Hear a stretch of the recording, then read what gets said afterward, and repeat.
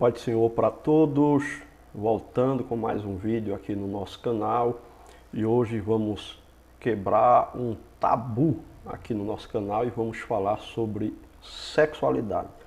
É isso mesmo, em pleno século XXI, no ano de 2024, ainda hoje existe um tabu em alguns lugares para não falar sobre sexualidade, inclusive dentro das igrejas.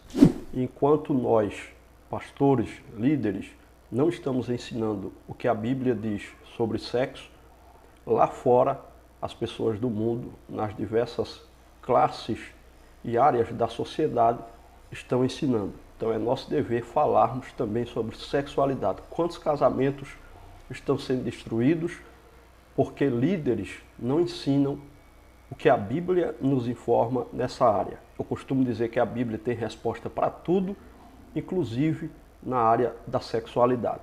Então, vamos falar sobre sexo neste vídeo.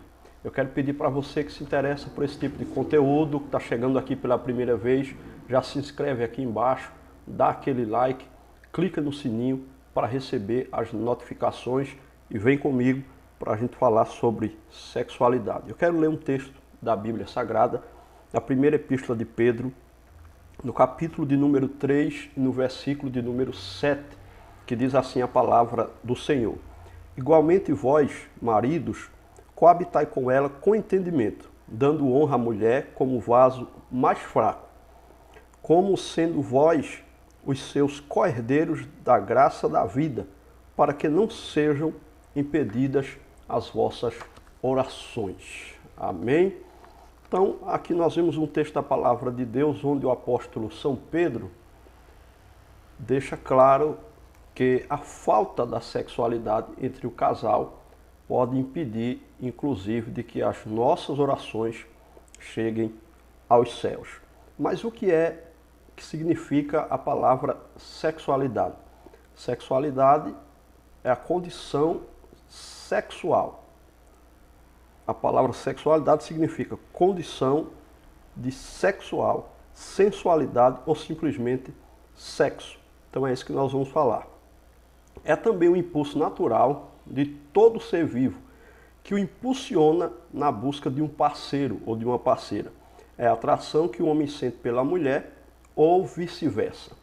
Agora, quem foi que criou o sexo? Por que existe esse tabu como se o sexo fosse uma coisa maligna?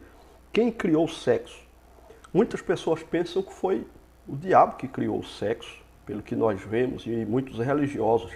Alguns até dizem que o fruto que Eva comeu foi que ela teve relação sexual com o diabo.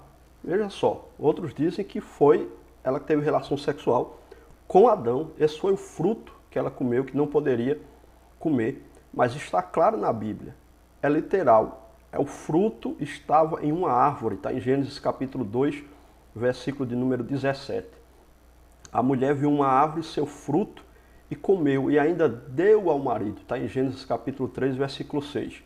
Então, se foi a mulher que teve relação sexual com o diabo, quer dizer que Adão também teve?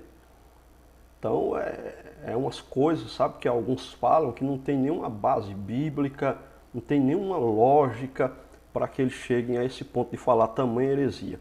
Então, quem criou o sexo foi Deus. Está em Gênesis capítulo 1, versículos 26 e 27, Gênesis capítulo 2, versículo 7. Ele fez o homem e a mulher com genitálias para que eles se relacionassem sexualmente. É claro que dentro dos padrões, né? Então, Deus fez o homem e fez a mulher com genitálias. Foi Deus que fez o ser humano assim. E ele fez para que houvesse relações sexuais. Agora, dentro dos padrões bíblicos impostos na palavra de Deus. Ele mesmo deu a ordem em Gênesis capítulo 1, versículo 28, para que houvesse a relação sexual. Gênesis capítulo 9, versículos 1 e 7 também. Jeremias capítulo 29, 6 também. Então foi Deus quem criou o sexo. Portanto, o sexo é uma bênção de Deus para nós, conforme Eclesiastes capítulo 9, versículo 9. Então, a falta da sexualidade, como nós já lemos em 1 Pedro 3 e 7, vai interferir diretamente na vida espiritual do casal. A vida sexual interfere na vida espiritual. Então o apóstolo Pedro disse que os maridos devem coabitar com as esposas com entendimento, tendo em vista que a mulher é o vaso mais frágil, né? Então tem que haver uma concordância em tudo que houver relacionado ao sexo entre o casal. A sexualidade ela não deve ser extinta da vida do casal. A sexualidade deve ser ativa na vida do casal. O marido não pode tirar períodos longos de oração, longe da esposa, sem o consentimento dela e vice-versa. Então, se um dos dois forem tirar um período de oração, de jejum, tem que haver uma conversa de ambos e uma concordância para que isso aconteça. Se um não concordar, o outro não pode fazer. Se fizer, essas orações não serão nem atendidas, nem ouvidas por Deus, conforme 1 Pedro 3,7 que lemos. Então Paulo deixa claro em 1 Coríntios capítulo 7, versículo 5, que tem que haver essa concordância. Os dois não podem se distanciar um do outro no quesito sexual, e se fizerem isso tem que ser por um curto espaço de tempo, porque estão dedicados à oração, mas depois já devem voltar a se relacionar para que não haja incontinência entre os dois, para que o diabo não vos tente, disse o apóstolo São Paulo. E a mulher, segundo a Bíblia, ela tem preferência no ato sexual. Por isso o marido não deve forçar a mulher a nada e fazer o que ela não queira.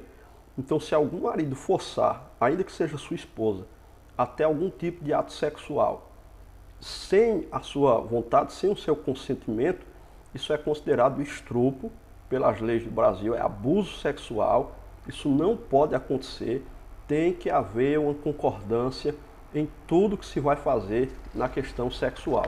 Se for à força, é abuso sexual. Existem regras sobre a questão da sexualidade do casal? São perguntas muito frequentes. Existe aquilo que pode, aquilo que não pode. Algumas pessoas, quando não serviam a Deus, tinham práticas sexuais fora do casamento, praticavam de tudo nessa área. E hoje, crentes casados querem transferir o pecado praticado antes para o casamento nos dias atuais. A pessoa tem meio que um trauma do que praticou lá atrás, era muita sujeira. Hoje vem para Jesus e na igreja, servindo a Deus, fica como que transferindo aquilo lá de trás para hoje, e aí não quer ter uma boa relação sexual com o seu marido ou com a sua esposa, e acaba interferindo no casamento, acabando o casamento, destruindo o casamento, por achar que é pecado, coisas que fazia lá atrás, e está ainda, na verdade, se culpando do que fez. Essas pessoas não se perdoaram ainda, né? Deus já perdoou, se arrependeram de verdade, mas elas não souberam se perdoar, então ainda convivem com esse trauma psicológico a respeito da relação sexual, do ato sexual, transferem isso para a vida matrimonial e acabam se complicando e vivendo um casamento infeliz ou até perdendo o casamento, infelizmente. Agora, a Bíblia diz claramente o que é proibido para a sexualidade do casal, o que pode e o que não pode. O que é proibido?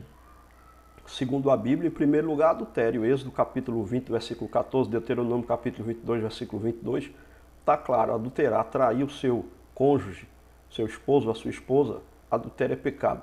Segundo lugar, o homossexualismo é pecado. Levítico capítulo 18, versículo 22, Romanos capítulo 1, versículos 23 ao 28, então Antigo e Novo Testamento deixam claros que a prática homossexual ela é pecado segundo as Escrituras. Nós respeitamos as pessoas que divergem ou que têm esse tipo de prática, mas segundo a Bíblia é pecado e nós também devemos ser respeitados dentro da nossa regra de fé, dentro da nossa visão bíblica.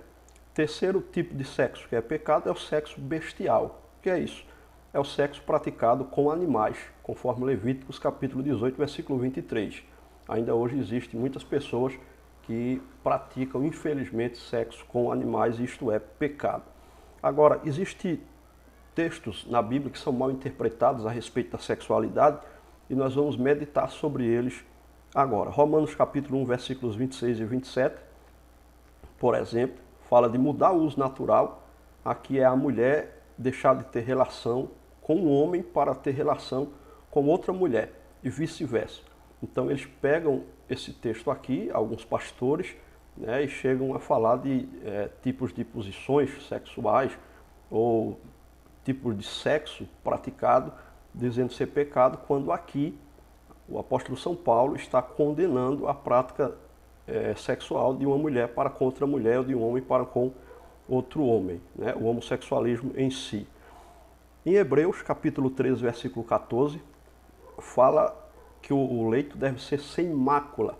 A mácula aqui não tem nada a ver com o tipo de sexualidade entre o casal. Mácula aqui está falando de prostituição, de adultério. Então é outro texto que é mal interpretado e que alguns dizem que estão falando, se referindo a respeito do coito anal e assim sucessivamente, né? Mas aqui, no texto especificamente de Hebreus 13, 4, está falando contra o adultério e a prostituição. Não há na Bíblia texto que dite regras para a vida sexual do casal. Então ninguém pode ditar. Nem padre, nem pastor, nem profeta, nem irmãos que se acham muito santos. Eclesiastes capítulo 7, versículo 16, diz para não sermos justos, né? Além da conta. Segundo alguns teólogos, há só uma proibição na intimidade do casal, que está em 1 Coríntios capítulo 6, versículo 10. É o único texto que fala a respeito de sodomia, né, onde proíbe a sodomia. Sodomia é perversão sexual. Sodomia fala de coito anal. E pederastia, alguns entendem que se trata de uma proibição para os homossexuais e outros dizem ser também para heterossexuais. Pelo fato também desse tipo de ato trazer problemas para a mulher, como calosidades, hemorragias, e aumenta o risco de contaminação das doenças conhecidas como DST, né, DSTs sexualmente transmissíveis. Então, nós entendemos que é bem melhor que não haja o chamado coito anal, sexo anal.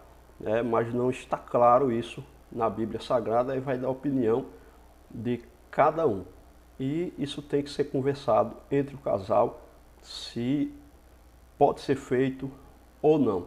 No meu entendimento, à luz da Bíblia, é melhor que não se faça, já que a Bíblia está falando contra a sodomia, né? Então a sodomia, e vem essa palavra lá de Sodoma, fala a respeito da perversão sexual, mas também do coito anal em si, como alguns acreditam. Agora, vamos falar rapidinho sobre a questão da intimidade do casal, né? Há um livro na Bíblia que ele é erótico. Há um livro na Bíblia erótico. Uma literatura erótica é quando ela se refere ao amor, poesia e sexo. E a Bíblia tem um livro assim, e que traz detalhes sobre sexualidade entre um casal, Salomão e a Sulamita. Em Cantares capítulo 1, versículo 2, por exemplo, a Bíblia diz que havia beijos entre eles, né? Beija-me com a tua boca, porque o teu amor é melhor do que o vinho.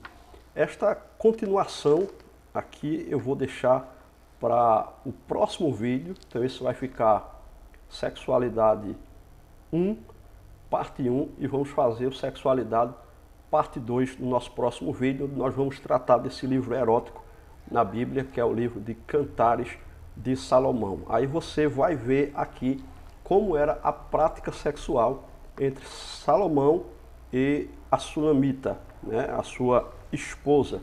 O que eles faziam, os admiros, os elogios, como era a questão poética naquela época e assim sucessivamente, ok? Se você gostou desse vídeo, então eu te peço mais uma vez, dá um like, se inscreve no canal, compartilha esse vídeo com mais pessoas e com certeza você será abençoado. Se você quiser se aprofundar no conhecimento da Palavra de Deus, aqui embaixo na descrição eu vou deixar o link do curso Qualidade Bíblica, onde você vai aprender a interpretar a Bíblia de Gênesis a Apocalipse e assim crescer no conhecimento da Palavra de Deus, se aprofundar nas Escrituras. E também eu vou deixar o Pix aqui da nossa igreja, Assembleia de Deus Ministério Chama Vivo. Se você puder contribuir com o nosso ministério, faça isso, ok? Deus abençoe tua vida, tua casa, tua família, em nome de Jesus.